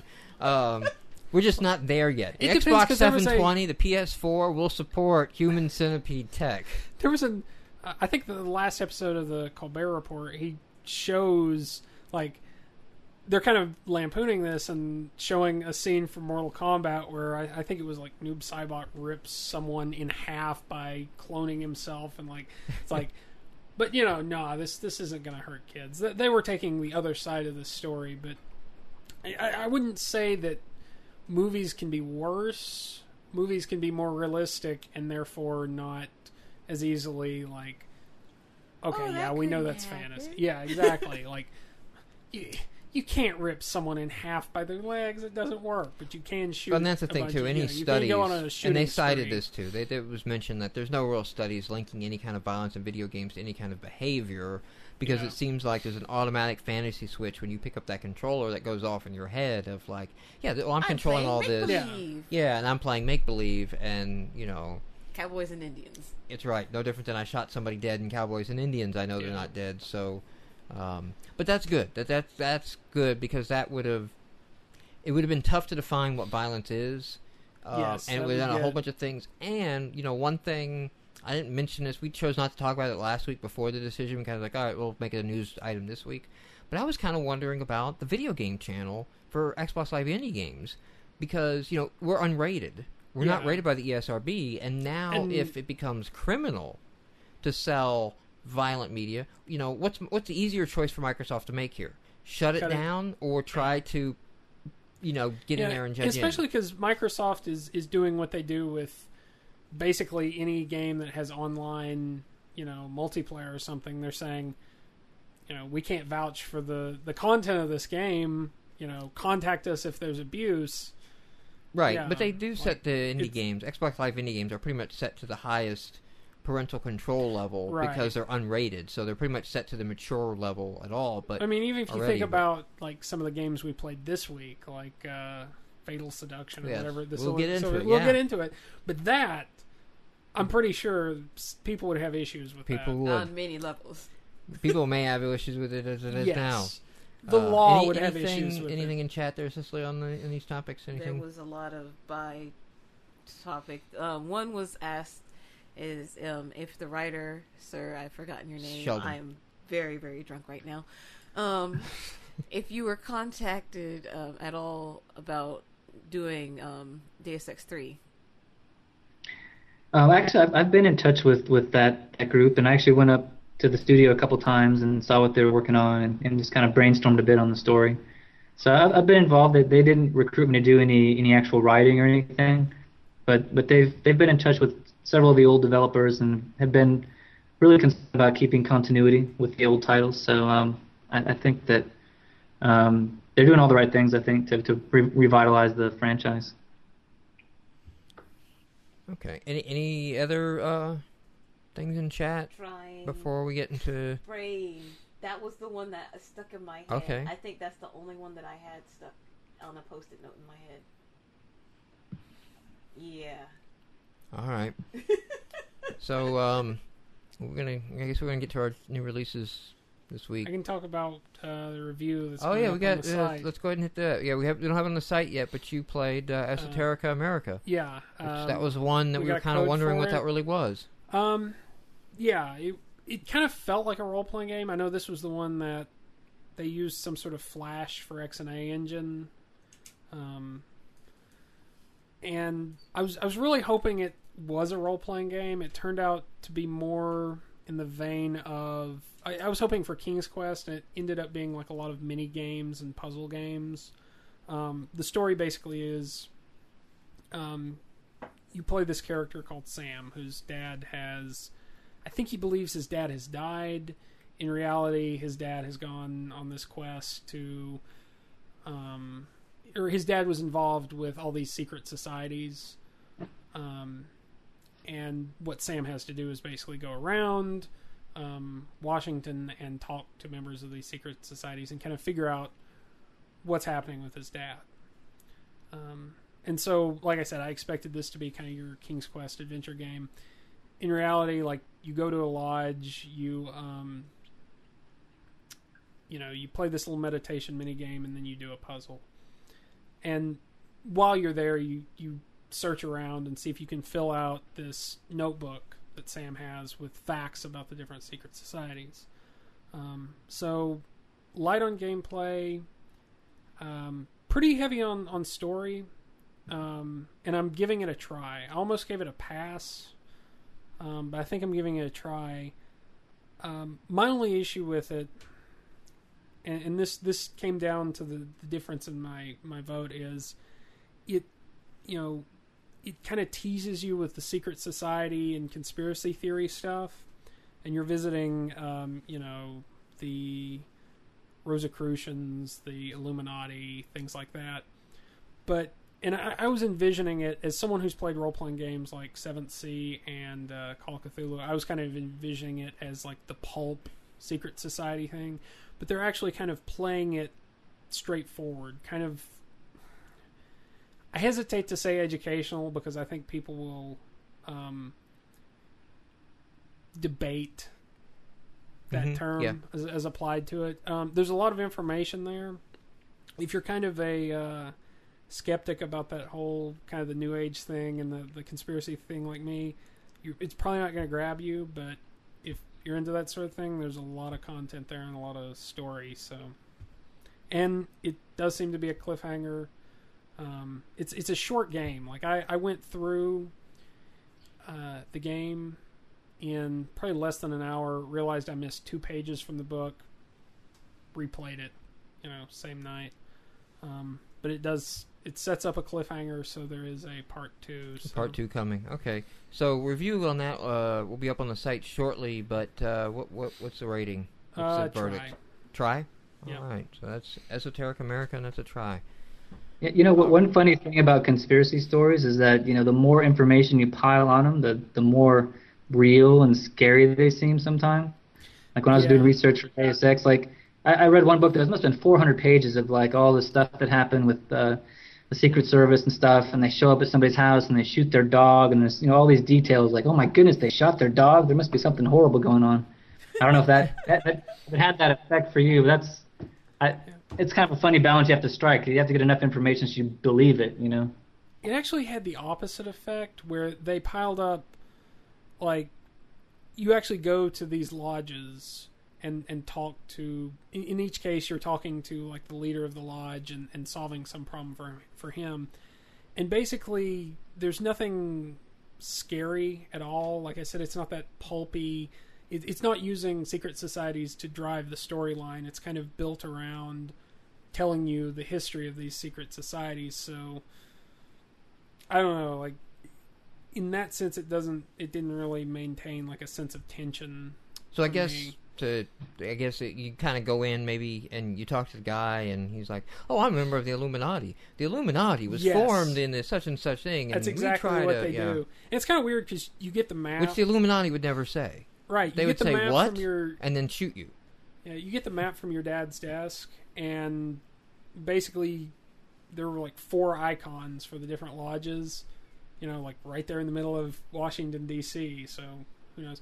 Which, that was also one of my issues. You visit the lodges in a straightforward manner. There's a clear storyline, reason why you do this, but it's very linear, and if you miss something, if you miss a page of that book, you're going to have to replay it. So It was asked if you're going to try to get your title onto Steam. Is that to me? Yes. Yeah. Oh, It's not to us. no. I'll probably approach them at some point. I'm still, building awareness, and there'll be an exclusive preview coming out soon, hopefully, if the site, after they see the game, still wants to preview it. And then after that, I might start approaching places like Steam and try to get it on the PC. There will be a PC version. Cool. I did share with them the link to your preview of the game, and one of them wishes the sequel to allow them to be the virus so they can be the bad guy. Yeah, there's different ways I wanted to go with the fiction. I was thinking of down the road having a game that was more multiplayer, where you are, the nanotech stuff, and you could be the bad guy. So we'll see. And this first one, I just wanted to get something out the door that was coherent and complete. All right, then. I guess now it's time for our new releases of the week. You know what? My calendar is failing me. Here we go. The new releases ran from the June 24th through June 30th this week. So Friday to Thursday is our new releases. And our first one up this week is Total Miner Forge. And this is a Minecraft clone, and is more of a clone than Fortress Craft, if you could believe that. It says in it that it has combat and survival and such, but I never ran into any creatures or anything, Nope. and none of us did. Of course, we're playing the 8-minute trial. We did play the 8-minute trial. There was a little teleporter there, so you could go find some more stuff. So I think if you might be able to randomly find something, maybe. Yeah. It does do well with the controls. I mean, if you really want to play Minecraft on the Xbox, and you're, like, I don't want to wait till Minecraft launches on the Xbox. The controls, the way they have you using 2 hands, 1 hand to place blocks, 1 hand to dig, makes it easy not having the mouse wheel to flip through inventory. So, we'll give it to that. The one thing I was kind of shocked by is, I swear it's using a Minecraft either texture pack or Minecraft textures. Like, Yes. that looks scarily It close. looks like the Painterly pack. It could be. I mean, those are probably, if not freely available. It looks You like know, the they Painterly can make a pack. deal with. And then you can't dig with your hands. If you don't have a pick, you SOL. Well, you start out with a Yes. pick, so Yeah, you start it's not out with a problem. You pick. can, but you can break it. You can you break know, it. It through wearing breaks. it It's down. got energy. Well, and then you can go buy more, because there are... What That's if right. you're Shops. stuck in There a is a hole shop. and I you don't want to lose your forgot that. gems and whatnot? You You are should have thought about that stranded in the before middle of you- nowhere, but there is a shop. Yeah, I mean, it has the money system. I actually like the textures and kind of like the feel of it better than I did Fortress Craft. Well, because it was closer to Minecraft. Yeah, and the sad thing is, like, Fortress Craft had amazing visuals, but I just always felt like it was running kind of slowly, because you'd have that delay when you placed a block or mined a block. This doesn't feel like it has it. It's not trying to be Minecraft. Well, they Plus, didn't it's go trying and to be try very to turn polished. on... They didn't try to go turn on a lot of shader Right, effects right. just because it was running on the Xbox 360. So they kept it truer to the Minecraft style, and therefore, it Yeah. renders a lot faster. So, next one up is Avatar Typing Horde Invasion. It's just like the typing of the dead, basically. Yeah, this is a Typing of the Dead type game.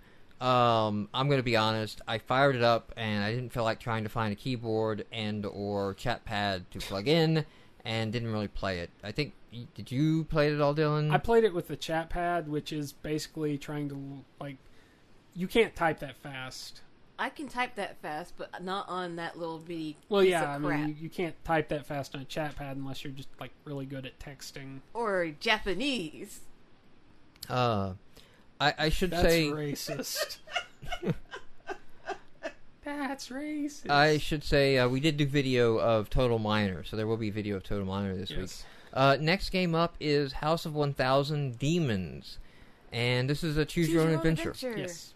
I mean, it's not like a port or anything like it. It's a straight text text. choose-your-own adventure. Choose one of 3 options. Go on. I played it for a minute, and I'm going to say, if you're going to do a choose-your-own adventure, pick a legible font. Oh yes, I thought it was pretty legible. It's not bad, but it's kind of...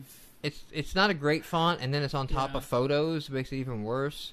Yeah, What I didn't like about that is if contrasty, you went back high-contrast to photos. something, it didn't update really well. Yeah. Now, did you guys die right out the gate? No. No. Well, I If you- ended up Yes, I dying did. later on. Oh, yes, I did. I jumped out of the bed. jump and out of the bed, died. you die. Wow. Right off the bat, if Harsh. you're like, like, get out of the bed slowly, or the other one's like, jump out of the bed like a monkey or something No, like that. it was For comedic like, effect. let's go to the window. You could get up from the bed and go to the window, and you die.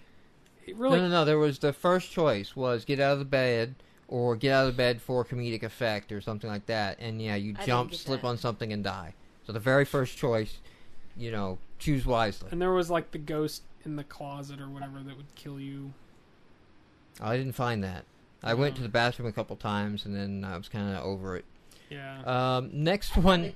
This was not a good week, by the way. So this is not going to get. No, it wasn't not a great week. Don't hold on. There were a for couple excellence. good ones, but Next one up, a Ranger, my avatar. So this isn't even a slider puzzle. This is just a straight up puzzle. yeah. It looks like a slider puzzle, but you just place the blocks and solve the puzzle, and then go unlock another puzzle, and Yep. that's it. That's what... Next game up is Angry Wizards. We did do video on this one.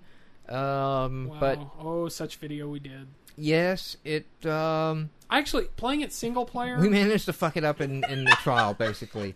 We found a bug right out the gate. Playing it single player, it didn't seem... Like, it seemed like it would be fun multiplayer. It's basically a dual stick shooter that you can put 4 people in, but...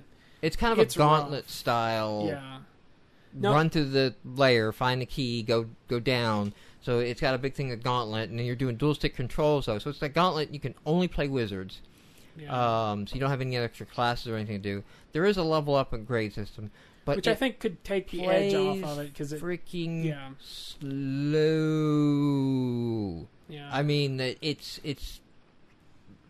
the angry old wizards. That's what it should be. Like grumpy old men. That's yeah. They need walkers. I mean, that's how slow it is. So it was painful to play through. Now, Yeah. when we all And it three didn't- played together for the video, Yes. I said, like, how does it handle when two people are walking in opposite directions? Because, like, does it zoom out the screen? Does it prevent you from going over? And it prevents you from going over. But the thing is, like, Cicely and I were at opposite ends of the screen, and we both triggered, like, the other one blocking the screen. So then we were stuck. Like, all 3 of us were stuck. None of us could move because both of us were on the edge at the same time. I had to drop the game and then couldn't join back in to allow it to go on. Yeah. One of the problems I had was when I played it single player, the monsters don't seem to scale, so you basically have to run around and kite the monster around. It's Yeah, they're very the same tough. difficulty whether or not you did solo or 3 players, multiplayer. it was fine. You could go in guns blazing, but I don't know. Hey, guess what the next one is? Euchre 360. It's a card game. Card game. It's Euchre. And it's on the 360. Didn't know how to play it. Yeah, Press I the forgot. buttons I think and didn't I care knew for at one time, like, it's a variant Yes. of all the heart spades. the heart spades type stuff. So I could at least pick the card to play, but because it wasn't dragging the piles back to the person who got it, and there wasn't a running score on it either, I wasn't quite sure if I was supposed to not collect or I was supposed to collect, like, you know, because... it's one of those partners games, too, where you have to decide whether you want to pair up or go it alone. I can't even remember. I when went you make it your alone, bid. So which I think is the equivalent of, like, shooting the moon. And we spent more time talking about this game than it's worth. Anyway, sorry. Next one up is Rainbow Runner. We did a video of this one. I did a video of this one. So, this is a force scroller game, timing game. It's not 100% force because you can move yeah. back and forth, but you are and you're not forced jumping to run. ledges or stuff. You're really trying to match up colors. But I mean, other than the fact that you're matching up colors and jumping ledges is really one and the same. So you just run and you match the color of the guy holding the wall coming at you so that you can run through it. It does have like a dual stick shooting thing going on, so you can shoot things above you. You don't have to match the color to shoot. You can change the settings. Yeah, which actually, like, there's a level of detail there that. I found swapping the controls to southpaw. So basically, you use the color buttons on the gamepad to change the color of your dude running, so that he can run through the next color wall. He has to match to run through it. And then you use the right thumbstick to shoot, like is typical of a dual-stick shooter. The problem is that you need to constantly shoot and change color almost at the same time, and it doesn't work out well. But fortunately, you can go in the control settings and change it to southpaw, and then that will make the left thumbstick do the dual-stick shooting, and then it's much easier to kind of focus on... you don't use the right stick to move forward or back anyway. You don't do that a whole lot. It really behooves you to run in the middle. You really kind of just hang to the back to give you the most time to react. But there's also, there's levels and a boss fight. You'll see on the video, I do make it to a boss fight and we in played the game. 2 different difficulty levels, and there is a definite ramp for the difficulty levels. So, if you like Twitch games, it's something good to check out. Next one up is Gem Breaker Twist. And we were talking about this last week, about the match game that was on my TiVo, where you just, click the colors that are connecting, and those disappear, and then they fall down, and you just keep matching like that until you clear the board. That's what it is. Yep. And not anything majorly remarkable about it. The next one. Ball Buster. You move the target over balloons and push the button to pop them. You can hold the button down and it pops them automatically, but then you might hit the bombs. Yeah, you don't want to hit the black balloons because hitting the black balloons is racist or something. I guess so. They have poisons on them. Yeah, they have they look like they're pirate balloons. Our next game. Sorry, it's late and we are. I'm not saying they're a gold digger, but Silver Dollar Games has given us Fatal Seduction this week. This reminds me of Office Affairs. When they did that, there is a germ of a story here. Basically, you play this girl. It's more of a germ of a story. Office Affairs and Silver Dollar Games, when they sit down to write some story, yes, it's getting you, this game is crap. I kind of want to see where the story goes. I mean, that was Office Space. Or Office Affairs. Office Affairs, excuse me. Yeah, I was like, this game is total crap. I have the thing is, I have this suspicion it's going to go... There was something that Ricky Simons posted on Twitter, the guy who does the voice of Gurren Invader Zim. He's like, and I'm paraphrasing here, I've noticed when fanboys say that a story is dark and mature, what they mean is it either has guns or sex. Well, we have the sex. We can get the guns in there. We have violence. Basically, do you want to explain the story? Yeah, so you start out, and a voiceover is kind of telling you the story of a little girl in an insane asylum, and going through how her mother's died, and an angel has told her to kill the women that her father is getting with. So you get this real dark story going on in the background. You get this really cool scrolling effect to tell it, where it's either chalk drawings look like they were done by the kid, or it's a Silver Dollars game, so using stock photography of models, which kind of killed the atmosphere for me. It's like, this looks like a corporate website. It's it's if you're not experienced a bunch of silver dollar games, It may just be I have that like. But reaction. yeah, you might have that bias. And you're playing while it's scrolling though. The game part of it is it's not really a platformer. You play the little girl, and demons come out, and then you hit the demons, and every time a demon dies, you get life back. And it really seems like you're not going to be able to kill the demons without getting hit. Yeah. The demons give a lot of life, so it seems like you're kind of supposed to be getting hit.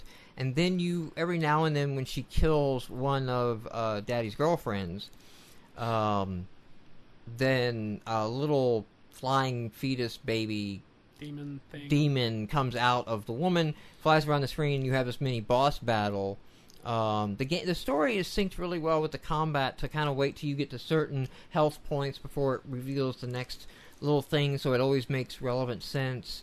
Yeah. And all the little mini demons are like women crawling around doing back bends with fetuses coming out of their stomachs. Yeah, and then there's little sperms that attack you, and it's Freud would have a field day. It's creepy, Again, but it's going for.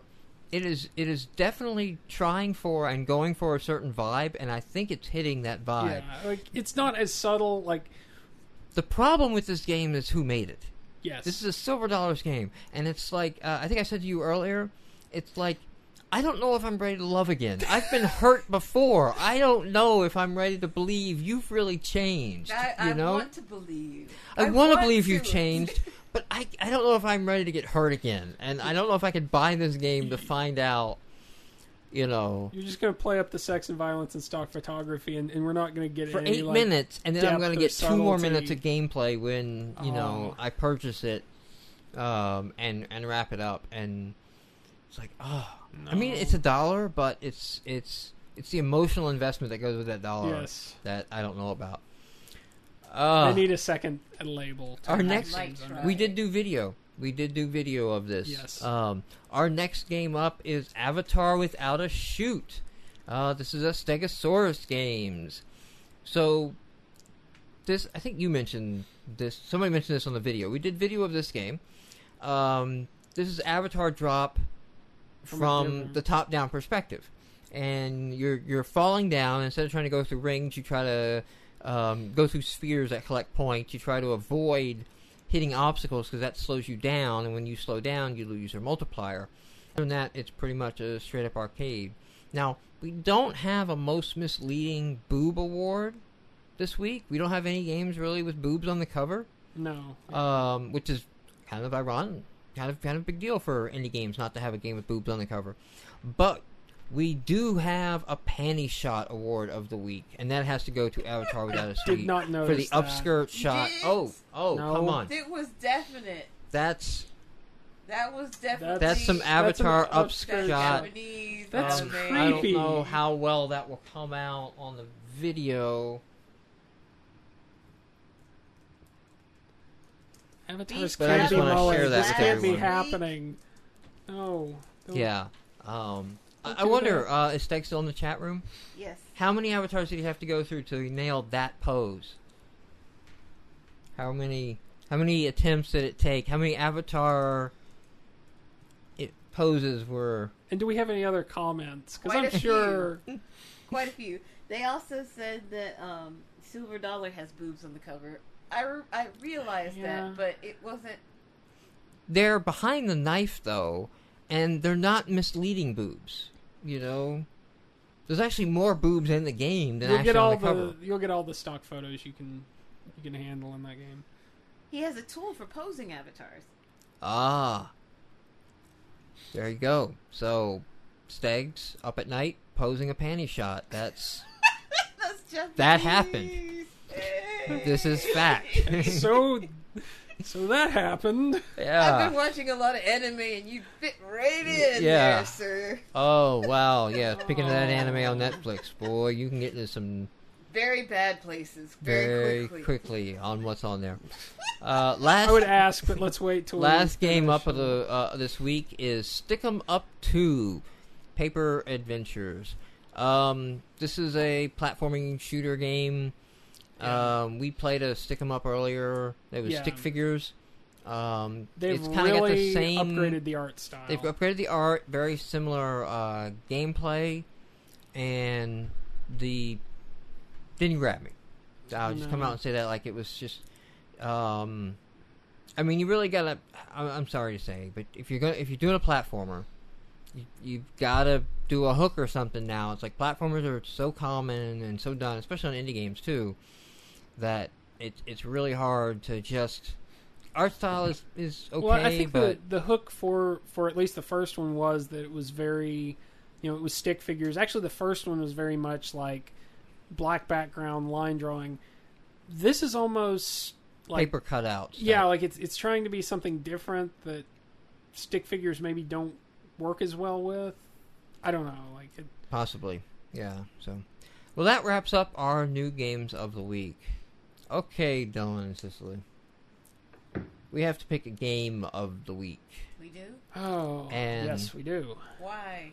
Because we do. Because we decided that. We've made a field in the database for it.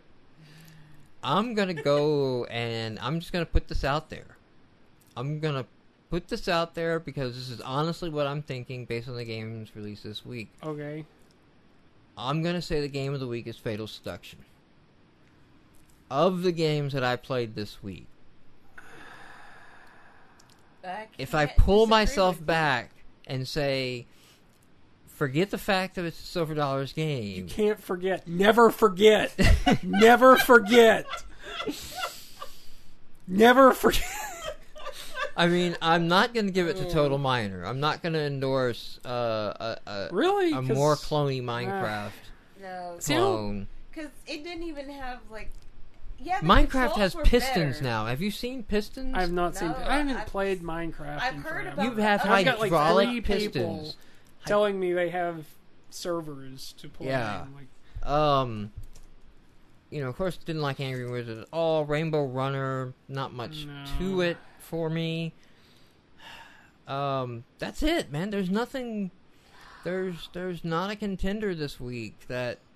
Oh, I would give it to Total Miner before. I have that. Yes, it's a bias against So I mean, that's your choice this week. That's your choice. Elect your president here, sir. You either get clone of Minecraft, just shameless ripped off clone of Minecraft, or you get a Silver Dollars game. This is like when I actually voted for the president, because I was gonna vote McCain until they got the vice president chick up there, and then. I said, fuck you.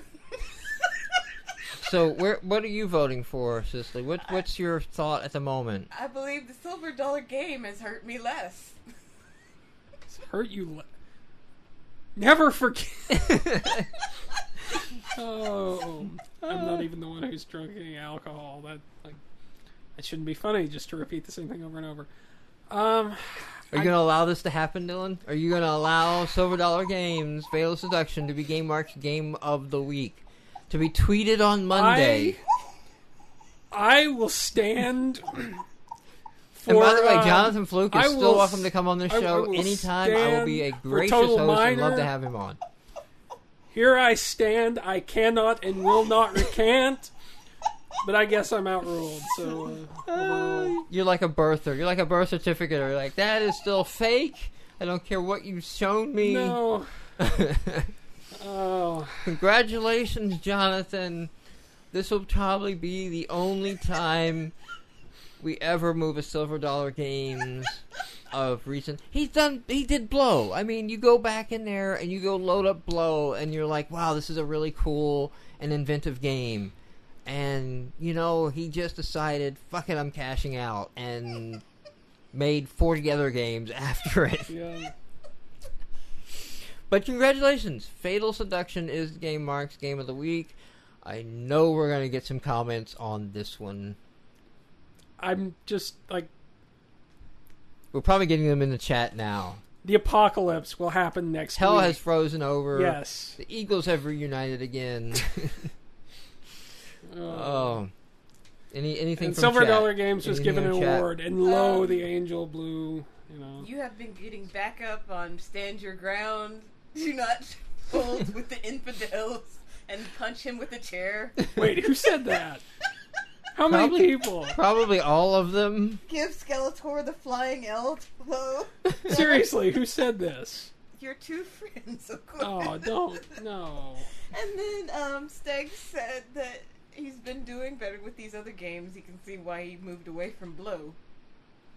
Yeah, I can't. Yeah, I mean, Daddy got to get paid. I can't, and that's why I'm serious about. I would like to have Jonathan, come on the podcast, and it's not to mock or make fun of or something like that. It's just to kind of understand. At some point, it's a good running gag, but I mean, you got. I ain't saying he's a gold digger, but no, you're kind of saying. Well, I mean, it was really because he sent out I think the press release, especially that happened after. Well, a lot of discussion in the forums, I think, was what you had said. Yeah, I forget what the game was. And there is definitely like a fundamental, I want to say philosophical difference between like the way we approach games and the way he would approach. And not to say that either one's right or wrong. Like, we perceive this as maybe having a certain amount of like artistic integrity versus, having none. Yeah, or saying that there's nothing wrong for $1. Exactly. Of like, I had an idea last night. It was stupid. We coded it we up. Need and to get put off it our out high there. Horses. So yeah. I mean, we aren't getting bought out for billions. $1 you can buy this game. We aren't getting bought out for billions of dollars. Zynga is. So I mean. Yep. There's something to that. Anything else before we May they close never out? release no, nothing more an in chat. app on Google+. Anything you want to leave us with, Sheldon, before we sign out for the night? No, just it's certainly sobering to hear all the competition that's out there. It's a lot of games. I wonder if the Supreme Court. Well, go ahead. We are up to. No, I was trying to get the count. I don't have the count. It's over. Oh shoot! I don't have a good easy way to get that anymore.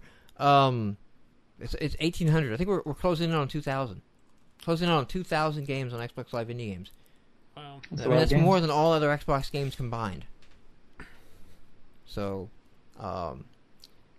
it is. But I'm really looking forward to sell. I'm really looking forward to checking it out. Well, I'll try to finish it up. Hope you guys are. Hope you guys are a little kinder to it than you were to some of the games that passed by this week. Oh, I'll at least try to. We are harsh. I'll make sure there's more than 8 minutes of gameplay at least. Okay, so we play the trials, and the trials, of course, are limited to 8 minutes. Just some games don't exactly have a great trial experience. Something that this was. We've had far better weeks. This was not a great week. We're not always this rough with it, but. I mean, we're not always this rough with it. You tend to be less forgiving than. I either pass or buy your game. There's no try. I don't have a middle ground when I review a game. The other two of us are like. No, you don't have a middle ground either. We did the stats on this. Well, I think you're nicer, but you don't have a middle ground. There's this lovely spectrum of gray between the two extremes. And that's where I like to set up shop. Hey, site announcements before I go off. Popping on to an xboxindies.com near you. We will have a pretty big unroll of stats.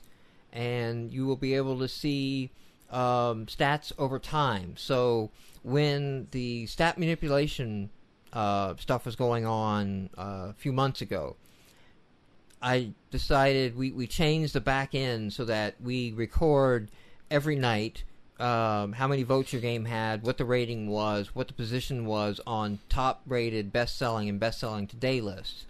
And when we get updated on xboxindies.com, you'll now be able to see over time, how you've done on each of these lists. Unfortunately or fortunately, our timing for being able to push this feature out is right on, as there seems to be manipulation happening in Japan. There's several titles I was looking at with Dylan right before the show of, here's the game, it's doing great, all of a sudden, boom, 30 votes out of the middle of nowhere, and that's not to say, like, there's no obvious, like, motive or anything like there was necessarily with. Well, I mean, sales is the motive for manipulating the rating. Getting in the top rated list does equate to sales, and you can see that on the best-selling list. On the daily best-selling list, you can see these games suffer, if they dropped in position on daily sales. There doesn't seem to be like an obvious pattern. There's like not a smoking gun here. Well, I think what you're saying is there isn't an obvious, this game is benefiting, and this is the developer doing that. Right. But there is obvious manipulation. What I'm saying is I still hold out the possibility that it's a glitch or something. You're in denial if you think it's a glitch. Even after seeing those numbers, I'm not saying it's serious, but my fear, again, is when the manipulation was happening before, it became way too easy to go, if a game didn't do well, to point at that, and like that was the scapegoat. So that's what I'm... No, I don't even think even when it was manipulated before. I think the numbers, at least the numbers that I posted, it's all pretty clear, the difference between, like a game not doing well will have one pattern, and a game being manipulated had a very clear other pattern, and you'll see these charts and you'll see them up there. That is true. Like there were some charts that do have data errors in them, and you can see like a huge spike. And there's occasionally, Microsoft is anything but perfect with their charts and list freezing, and you'll see some days where there's just some crazy plot points. But you look at a trend like Decimation X3. Oops, excuse me. You look at a trend like Decimation X3. It's getting 2-3 votes a day for 2 months, and then in 2 days it gets 40 votes, and they're all -1 or they're all 1 stars, and they bottom that game. That's not the glitch. That's the exact issue we saw earlier. My skepticism, too, is that people have to be creating Xbox Live Well, that's an memberships assumption.